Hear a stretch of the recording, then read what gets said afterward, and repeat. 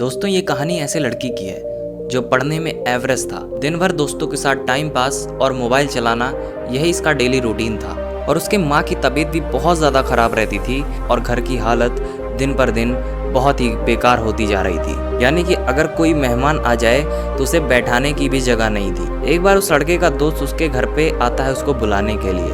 वो बोलता है चल कहीं चलते हैं। तो वो दोस्त उसके घर पहली बार आया होता है तो उसको घर की हालत देखकर रहा नहीं गया और उसने अंत में पूछ ही लिया कि तू यहाँ पे रहता है। उसने कहा हाँ मैं यहाँ रहता हूँ। फिर उसके दोस्त ने बोला क्या ये तेरा घर है? फिर उसके दोस्त ने बोला हाँ भाई ये मेरा ही घर है। फिर उसने बोला तू ऐसी हालत में रहता कैसे है? फिर उसने बोला हाँ तो मैं ऐसे ही रहता हूँ पर इसमें प्रॉब्लम क्या है? फिर उसका दोस्त थोड़ी देर तक शांत बैठा रहा और अंत में फिर से उसने बोला वाह वाह मेरे दोस्त, तेरे घर की हालत बद से बदतर होती जा रही है। माँ घर पर बीमार पड़ी है और तेरे पिताजी दिन रात मेहनत करके थोड़े पैसे क्या जुटाते हैं और उसे घर का खर्चा चलाते हैं और तू दिन भर मोबाइल चलाता रहता है, दिन भर दोस्तों के साथ टाइम पास करता रहता है और तेरे घर की हालत भी बद से बदतर हो गई है। तू एक बात बता, तू किसको धोखा दे रहा है? अपने आप को, अपने माँ बाप को, मुझे? किसको धोखा दे रहा है? उसके दोस्त ने कहा तू चल मेरे साथ। उसने कहा कहाँ चलना है? फिर उसके दोस्त ने कहा नहीं तू बस चल मेरे साथ। फिर उसका दोस्त उसे वहाँ ले जाता है जहाँ उसके पिताजी काम करते रहते हैं और उसके पापा फैक्ट्री में मजदूरी का काम किया करते थे।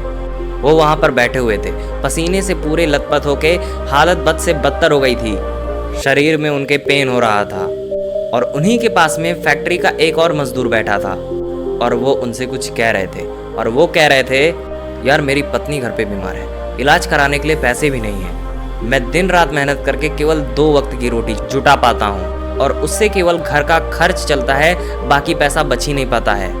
अभी तो बेटे के स्कूल की फीस भी भरनी है। यार इससे बेहतर तो मौत ही है। जिंदगी दुख का दूसरा नाम बन चुकी है। मैं तंग आ चुका हूँ इस जिंदगी से।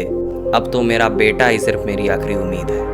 उसके पापा कहते हैं देखना एक दिन मेरा बेटा इससे बड़ी फैक्ट्री का मालिक बनेगा। वो लड़का और उसका दोस्त वो दोनों ही इस बात को सुन रहे थे और गौर से देख रहे थे। तभी उसके दोस्त ने कहा देख देख कैसे जीते हैं तेरे पापा और तुझसे कितनी ज्यादा उम्मीद लगा के बैठे हैं, देख जरा एक बार।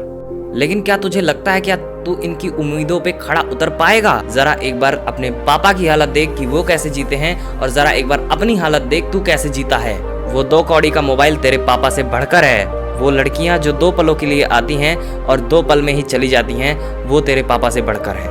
वाह मेरे दोस्त वाह, ये तो कुछ दिनों के लिए आएगा और कुछ दिनों में चला भी जाएगा।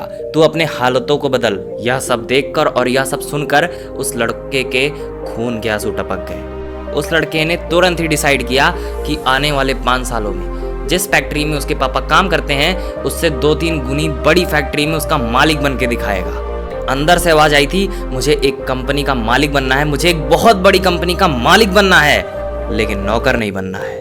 और जिस दिन से उसके मन की आवाज आई वो दिन भर 10 घंटे पढ़ाई करने लगा। उसके दिमाग में सिर्फ एक ही लक्ष्य था कि मुझे एक बहुत बड़ी कंपनी का मालिक बनना है और उसके लिए मुझे क्या करना होगा? उसके लिए मुझे पढ़ाई करनी होगी और मैं इसके लिए पढ़ूंगा भी और कोई भी नहीं है दुनिया में जो मुझे पढ़ाई से रोक सके।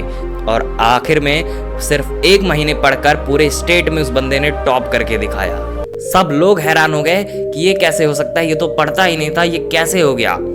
जब उसका इंटरव्यू हुआ और उसे पूछा गया कि ये सब कैसे हुआ तो उस लड़के ने कहा मुझे जिंदगी में कुछ नहीं चाहिए, मुझे सिर्फ अपने माँ बाप के सपने पूरे करने हैं। मेरे पापा का सपना है जिस फैक्ट्री में वो काम करते हैं उससे कई गुनी ज्यादा बड़ी फैक्ट्री का मैं मालिक बनूं और सिर्फ यही सपने को लेके मैं इतना ज्यादा पढ़ पाया और अपने प्रदेश में सबसे नंबर 1 पे आ पाया।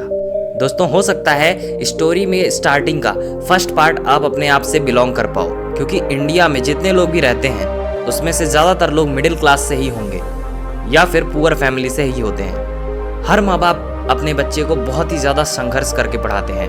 हो सकता है आपके घर की भी यही सेम हालत हो। उस कहानी में उस लड़के ने अपनी रियलिटी को एक्सेप्ट किया और अपने हालातों को बदल दिखाया। तो मेरे दोस्त अभी भी वक्त है, आप अपने रियलिटी को देखिए, रियलिटी क्या है और अपने हालातों को बदलने की कोशिश कीजिए। और अगर आपके दिल में ये वीडियो आग लगा देती है तो इस वीडियो को लाइक, शेयर और सब्सक्राइब जरूर करें। मैं मिलता हूँ नेक्स्ट वीडियो में। अभी के लिए जय हिंद, वंदे मातरम।